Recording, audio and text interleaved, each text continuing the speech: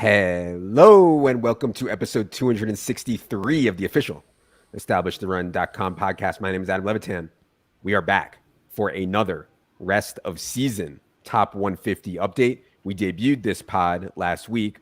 A ton of people said they liked it. They demanded more. So here we are. Joining me for these pods each week are the two young men you know and love. It is Mike Leone of the Establish the Edge pod, of analytics directing fame, of other Virgin activities, and is our projections lead, Mark, gearing up for the dreaded overlap season of NFL and NBA. Mark Dankenbring, Leone, good afternoon. How's it going? It's going well. Enjoyed a good time with my friends the other night. Had a lot of pizza and wings, so Oh my pretty happy God. about that. I know your friend like won something on FanDuel, like he won like 10K or something. And I told him that he should use the money to buy you some more friends. And he loved that. Mark, how's it going this afternoon? It's going great. As you said, NBA coming up next Tuesday, which is a little intimidating. But other than that, things are great. I'm hitting up a concert with Andrew Wiggins tomorrow night in Denver. So excited to see him in his element. And get to a concert with Wiggins. Yeah, I might actually try to show up for that as long as you guys don't make me dance, and then maybe I'll show up. We'll see. Okay, on today's show, we're going to talk player outlooks for the rest of the season. In other words, if we were drafting today, what would our rankings look like? If you are an in-season subscriber, you have access to our weekly rest of season top 150. Full top 150 rankings for the rest of the season comes out each Wednesday. Factors in injuries, buys, schedule, and most importantly, of course, role changes, usage changes we've seen so far. I think it's good for best ball. I think it's good for season-long trades. Before we get into today's show, I want to remind everyone the NBA season, as Mark mentioned, starts Tuesday. We will be covering the NBA just as intensely as we cover the NFL. There are two separate products available, DFS and player props. Check it out on the subscribe page. You need it. You need it badly. Okay. There's been a lot going on here, guys, since last week. I feel like there's been an overwhelming amount of injuries, and maybe it's the same as every year. I mean, every year there's an overwhelming amount of injuries. Feels like there's been some really impactful ones this year. We're going to get into those guys in a second. I want to start with a couple guys with maybe changing roles. Cadarius Tony is one that everybody is talking about right now. I thought it was notable that Tony was able to play inside and outside in week 5. I do think Darius Slayton's going to be back for week 5. I do think Sterling Shepard's going to be back for week 5. I don't know if Kenny Golladay will be back. But man, I mean, Cadarius Tony has earned it. Besides throwing a punch on the field, he has earned it, and he has shown role versatility, which I think is important. This is a complicated one, though, Leone. How do we go into ranking a guy like Tony, who has just kind of come off the mat to start dominating out of nowhere? Yeah, it's really difficult. Not only our priors on him were, not a very good wide receiver prospect. Generally, receivers that have his level of production in college do not produce well at the NFL level. So we have this negative prior, but then he comes in, he smashes it 2 games in a row, looks really explosive. As you said, he lined up outside. I mean, he was like, this small dude was catching jump balls in that game. It was pretty wild against the Cowboys. But then to, complicate it further, the volume that was there for him the past 2 weeks due to wide receiver injuries is gone. And it really makes it complicated. So we've moved him inside our top 100, inside our top 50 wide receivers. And I think this week will be a real tell as far as where his rest of season value is going to be. It seems like he's forced himself onto the field and into a stable role with how well he's played, but we won't truly know that until we see how the Giants allocate things with Slayton back, with Shepard back. Yeah, I mean, Slayton back, Shepard back. Eventually, they'll get Golladay back. Eventually, they'll get Barkley back. Also Daniel Jones in the concussion protocol this week. I mean, it's a complicated situation for sure. I would say that if you were in the trade market, is like not the time to trade for Cadarius Tony. Like, obviously, I think he can only get a little bit worse from here as all their guys get healthy. Go to maybe a buy low in Stefon Diggs, Mark, because Stefon Diggs had the long catch against the Chiefs. Everybody had long catches for the Bills against the Chiefs. We've been saying that you can buy low on A.J. Brown. People are getting really antsy on that. Buy low on Calvin Ridley. People are getting antsy on that. Stefon Diggs, I think, is one that we can buy into, though. How do we think about ranking Stefon Diggs among the elite wide receivers the rest of the season? Yeah, the peripherals for Diggs still look pretty good overall. Right now, I think the thing going against him is he's at a career low in catch percentage. He's at around 62% this year. He was up around 76% last year and is 72% for his career. So, he's seen a similar amount of targets. He's on pace for 153 this year. Obviously, we add an extra game and get to 17, but he ended up with 166 in the 16 regular season games last year. So slightly below, but his down the field targets have still been there. He's getting a lot of looks, 20 plus yards down the field, which we love to see. He leads Buffalo in red zone targets right now with 8 and is 5th overall in the NFL in that category. So I think the touchdowns will come. It hasn't been great thus far. They've been going to Dawson Knox and Emmanuel Sanders and things along those lines, but I think Diggs still the number one receiver there. The target share is still promising and the production should follow. I mean, we have Devonta Adams 4th overall, Tyreek Hill 5th overall, Steph Diggs 9th overall. Not that far off from the way we started the season. Where it starts to get off from where we started this season is Cooper Kupp up at 14th overall. Justin Jefferson a slight tick up too. I think some people, Leone, are going to raise their eyebrows and say, wait a minute, DeAndre Hopkins looks like, I don't want to say just a guy, but he's just like another piece in a really good Cardinals offense, not the focal point he's been before. We have DeAndre Hopkins 18th overall. People are going to say, well, come on, Big Mike is better than him. DJ Moore is better than him. You can make a case for maybe CD if you think Dallas's pass rate expands at all. So what do you say to people who say, how can you have DeAndre Hopkins 18th overall? Yeah, it's a tough ranking. I do think his current target share at just under 21% is much more likely to be higher than lower the rest of the season, even accounting for the fact that they're spreading around the ball a little bit more. I think he's pretty insulated in a fast-paced offense with a quarterback in Kyler Murray who's taken a step forward and has really good pedigree. So I think there's a really good floor there. And, if injuries or something hit some of the other wide receivers, like this is the type of player we know historically can command a 30% target share. And there's just not a lot of guys in the NFL that can do that. So even though that's not like the default case, like that's not what's happening right now, if nothing, deviates from the way Arizona's playing, he's not going to be a 30% target share guy, though. I think you still need to weight that possibility.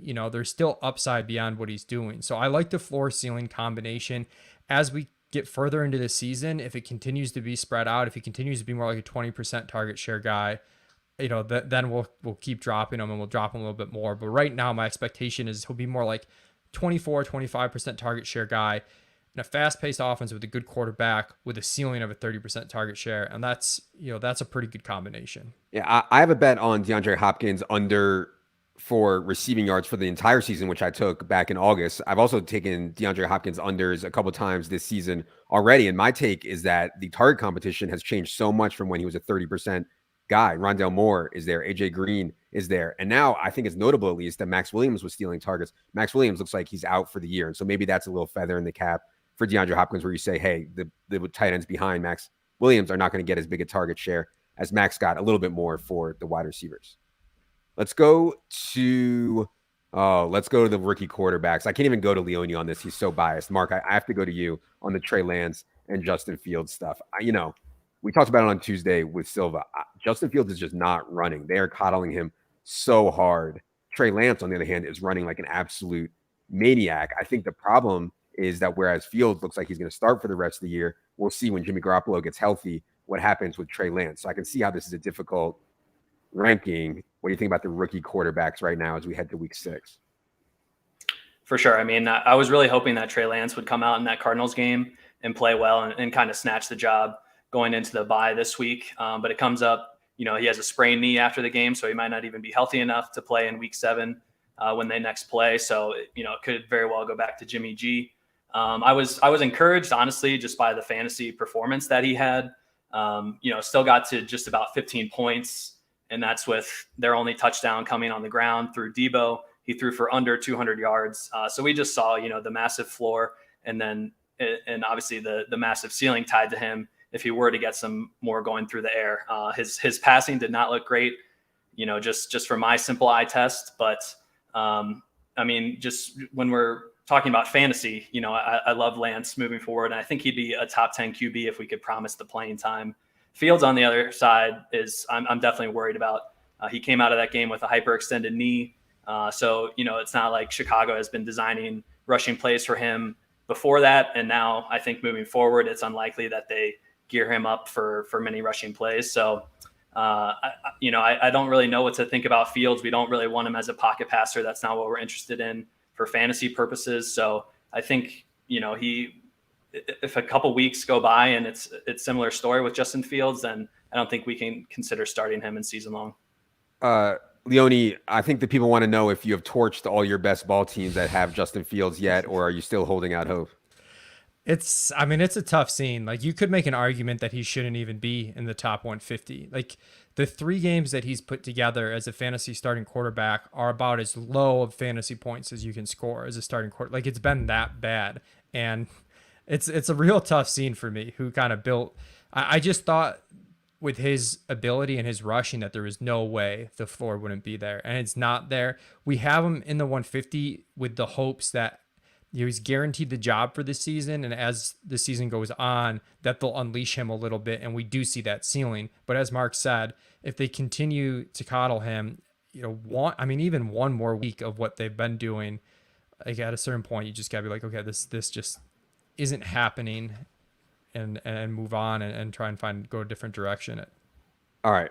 Let's talk about some injured guys, Leone, because this is tough when you do this exercise. We don't know exactly how long guys are going to be out. We don't know if guys are playing through injury. Like, guys like Michael Thomas are coming back. Jarvis Landry is coming back. Michael Gallup is coming back. And the running back side, Dalvin Cook has been banged up. We'll see if he plays this week. They have a bye coming up. Saquon, we don't know his exact timeline. Mixon is barely being used, or being used in not the optimal way, despite playing through his ankle.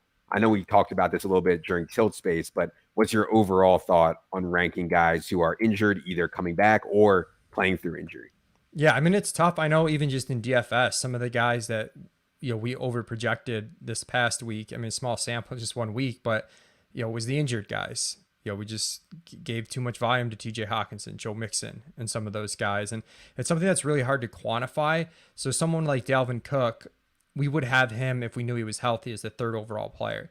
We've dropped him to 6 as kind of like let's just wait and see. Let's not assume he's going to be 100% healthy. Let's see it. Let's not overreact. But if you can go out and get off any of that risk and get a Kelsey, Devonta Adams, Tyreek Hill, depending on what your team needs are, I think that's fine. If he comes back, he plays, and he's pretty much his normal self Sunday, he'll be right back there in the 3rd spot. So that's kind of how I'm thinking about it. Same thing with Saquon Barkley, where it sounds like with an ankle injury, it's only going to be a week or 2. I'm not going to overreact to this. And, if I can get some of these other backs we have ranked ahead of them right now, I'm going to do it, but you're probably not going to be able to anyway. So I think it is a tough exercise, though, to quantify. And then as far as the guys coming back from injury, that's where I start, as they get closer to return, I start sliding them up. And those receivers you mentioned, like Michael Gallup, Jarvis Landry, Michael Thomas, where we have them ranked, you start getting into a spot in the rankings where there's not real big difference makers, and you're kind of okay being more aggressive on those guys because they have the chance to be difference makers or every week starters for you. So we have Michael Thomas right now. We have that Landry, Gallup, Thomas, Judy, Fuller group that's like on IR currently, just outside the top 100, and they're going to continue to sneak up. But even someone like McCole Hardman, who's right ahead of him, like, if you're not starting McCole Hardman, your team's in a good spot. Like, I'd easily trade McCole Hardman for one of these guys just because there's more ceiling there than what we've seen from McCole Hardman. Like, he is who he is at this point. Whereas these guys, like, I'm more willing to take the risk on their health because the opportunity cost is a lot lower at this point in the rankings. Yeah, I wanted to make the point that if you are in a season-long league and you're trying to build a team that will win in the playoffs, aka a super team, a monster team, like Henry Ruggs and Darnell Mooney and Jacoby Myers and Devontae Parker, like, they aren't it. Like, Jerry Jeudy and Michael Thomas could be it. And so I'm like really likely to be more aggressive with these guys if I think I'm going to have a playoff team and be able to play Michael Thomas or Jerry Jeudy once they're fully 100% healthy. To me, it's a no-brainer. And so that's why, like, part of this exercise, understanding where your team is at. Can you afford to take another week of Jacoby Myers or Darnell Mooney, or can you afford to go get someone like Michael Thomas or Jerry Jeudy? And just in general on trades like that, like, understand your playoff format. I'm in a league where 8 out of 12 teams make the playoffs, and I have a buddy who's, already shipping 1st-round picks for players because his team's off to a good start. And I'm like, dude, just wait until we get closer to the playoffs. Like those guys could get hurt between now and then. You don't need to run away with the regular season title. So if your playoff format is such that you're pretty certain to make the playoffs, like have a little patience before you make some of these deals. All right, Mark, let's go to this Packers running back situation. I didn't think A.J. Dillon's usage had changed that much. I mean, he's still playing around 33% of the snaps. He's still only running about 10 routes per game, but he's playing really, really well. And so kind of the thought here is that he could earn more. He could earn more of what Jamal Williams was getting, which was a little bit more last year. How are we ranking the Packers running backs going forward? Yeah, we dinged Aaron Jones a little bit, down about 6 spots this week. And, I don't want to overreact to A.J. Dillon's targets this past week. He got 4 targets on 10 routes, so obviously a little unsustainable there. But we were expecting Aaron Jones to just pick up all the receiving work left behind by Jamal Williams. And it hasn't been as, exciting as we were hoping thus far. So we just dropped him a little bit. And Dillon has been taking some of the, close yardage and inside the 10, inside the 20 carries that we want to see from Aaron Jones. We're also getting into the colder weather season. We saw A.J. Dillon dominate last year in that snowy game against the Titans. And so that could potentially become a factor as we enter October, November, December, these snowy winter months. That Lambeau Field will have a few games. I'm sure that weather becomes a factor. But overall, as you said, don't want to overreact. I do think A.J. Dillon can be a starting RB2 moving forward and just eats in a little bit to the upside of Aaron Jones. We want our running backs, especially if we're ranking them in the top 5 or 6, to be out there and getting all the money touches and a vast majority of the targets. And that just hasn't quite been the case thus far for Jones. Yeah, and one thing, Leone, you can comment on whether we build this into the rankings, but in the event that Aaron Jones went down, I mean, my God, A.J. Dillon would absolutely erupt. And I don't know if we can bake that in at all, or if we do, Leone, maybe the people are wondering that. Is that risk profile on Aaron Jones baked in? Yeah, it's something that, like within A.J. Dillon's case, like we're baking in that upside. So kind of like I was talking about with DeAndre Hopkins, part of the reason why his rank's there is because I know he has this talent potential, even though that's not his role as is. Like it's chaotic NFL season, but something Mark and I have talked about, as each week passes, if you're a handcuffed back, we start weighing that upside value of if there's an injury a little bit less, right? There's less time for the season for it to be impactful for you. And there's also like the odds of the player in front getting hurt, like start to reduce as they stay healthy each week of the season. So it's baked in, but as we move on, like the closer we get to the end of the season, each week passes, we're going to start weighing, current role at a much higher degree than we are right now. Let's talk about the Seattle situation. Just a couple more here. The Seattle situation, obviously, Russ is going to be out, I think, 4 to 6 weeks with his finger injury. We have a profile on Geno Smith, but we don't have a lot of volume on Geno Smith lately in the NFL regular season. Leone, how do you go about when a starting quarterback of Russ's caliber goes down, adjusting his receivers like Lockett and Metcalf? Yeah, I mean, sometimes it's helpful just to look at what we're projecting for DFS, for the week.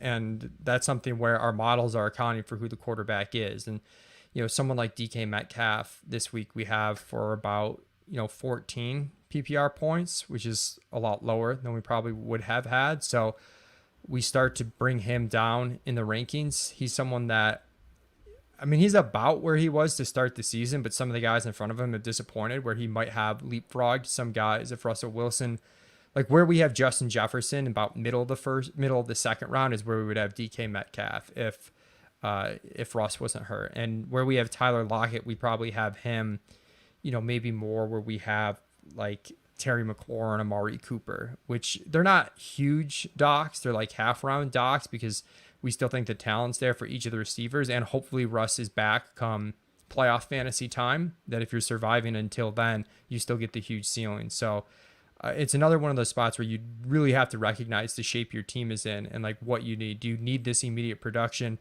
If you need some immediate production because you might not make the playoffs, you might want to trade DK Metcalf's name value and make sure you get in. But if your team's in a pretty good spot, I think he's going to be usable. Like his value is not going to fall off a cliff. He's going to be okay. He's going to be fine. And then you still have the massive ceiling come the playoff weeks when Russ returns. Yeah, and the point that we made on Tuesday was like, this Seattle defense is so bad. I mean, obviously the efficiency is going to go down, but Geno is still going to sling it a ton. I think that's fine. I do want to say too, the first adjustment we had to make to Lockett was moving down that New Testament slider that we put in there this year with Russ not under center anymore. So, that dings him a little more. And then we've seen Lockett succeed so much with Russ on kind of the off scripted plays and, over the shoulder, just dropping into a bucket from Russ. So I think I would be less optimistic on Lockett sustaining his production moving forward and be a little more excited about starting DK every week. I feel similarly. Like I'm a little more worried about Lockett. I don't know how much of that is me just clinging to the fact that Geno really had eyes for DK when he did come in that game, and it just made you feel a little bit more comfortable. Whereas Lockett, to what Mark said, like him and Russ seem to have like a kind of a unique connection there. Of course. Imagine coming in a quarterback and you're looking at either DK Metcalf or Tyler Lockett. Who is more likely to make a play for you in traffic and not get intercepted? I mean, my God, have you learned nothing? This is where the PSM shines. Exactly. Have you learned nothing from the PSM? All right.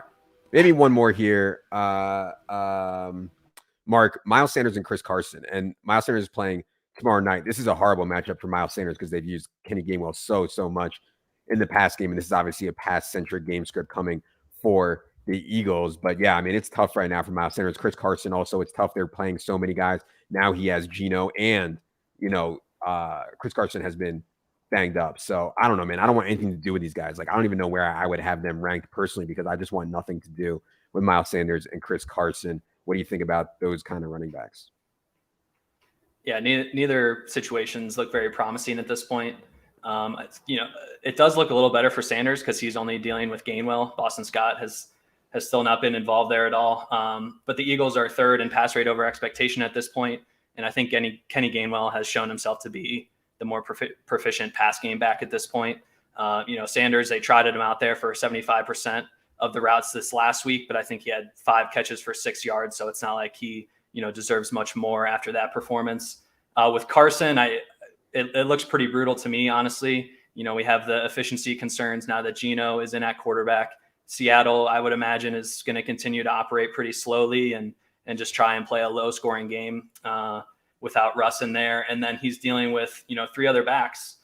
Travis Homer and DJ Dallas are going to be in there on some pass downs, and then Alex Collins mixing in on some early work. So I just don't really see where the upside from Carson comes from. He'd have to have a couple injuries in front of him to get any sort of a meaningful workload. So at this point, I'm a little more bullish on Sanders still because, if anything happened to Gainwell, he'd be out there almost all the time. And but it doesn't look great for either. And just a quick note, like we have Sanders and Carson just behind Javonte Williams, Elijah Mitchell. Like if you're swinging for the fences, like you want to move those guys, I think, for like Javonte Williams, Elijah Mitchell, where you have like a little bit more upside, younger players. The role looks like it's great for Mitchell. Looks like they do not want to use Sermon. And Javonte, I know Javonte they've been using like in all phases. They're just splitting with Melvin Gordon, who, missed practice, as we're recording this, and just towards the end of the season, you'd think he'd take over. So I wouldn't mind moving Sanders or Carson now while you have the opportunity for a guy like Mitchell or Javonte. All right. Last thing I want to hit is the Steelers situation. We know that Juju Smith-Schuster is out for the season, Leone. I mean, I always thought Deontay Johnson could play from the standpoint of earning targets as a skill, and almost nobody in the league has earned targets like Deontay Johnson has from a raw volume perspective. I also always have a thing for Chase Claypool, who just makes big plays and makes them down the field. I think they're both going to get bigger chances now. James Washington, of course, is going to play more. Maybe they get Freiermuth in there a little bit more, but man, I'm kind of excited about Claypool and Deontay. Of course, the corpse of Ben is still in there, and so it's hard to find true ceiling games for these guys, I guess. But yeah, what do you think about the fallout from the Juju injury with Pittsburgh? Yeah, I mean, their pass rate over expectation has surprisingly remained high. Like, even though Najee's out there all the time, they're throwing kind of like they did last year. So they've been somewhat aggressive throwing the ball. So I'm pretty high on both of them. Deontay, we have wide receiver 22, Claypool, wide receiver 30. We have Allen Robinson, wide receiver 26. And like, I could see moving Robinson for Claypool. Like, we're another week of that boring Bears offense from like kind of tanking Allen Robinson. And we're one week of like seeing what Claypool's role is without Juju, of moving him up. So like, if you wanted to be aggressive and take a chance, like moving A-Rob for a Claypool type, I could see. And I think Deontay is just going to be so incredibly safe. We've seen him make some plays down the field this year. And as you said, he's a target earner. So we have him in that pretty, robust tier of wide receivers, like just behind the Chase, Lockett, Godwin guys, right there with Debo, Woods, Higgins. I think that's right where he belongs. Dude, if you wait to see it on Chase Claypool, it's going to be too late, man. I would definitely go Claypool over Allen Robinson personally, for me. All right. We've said it all on the top 150. Be sure to head to the site, check out all of our full rankings in the top 150. DFS projections, first run will be up later tonight. Final ones coming over the weekend, along with our ownership projections. Of course, NBA is coming on Tuesday. It's going to be a glorious time. For Leone, for Mark, for producer Adam, I am Adam. Good luck, everybody.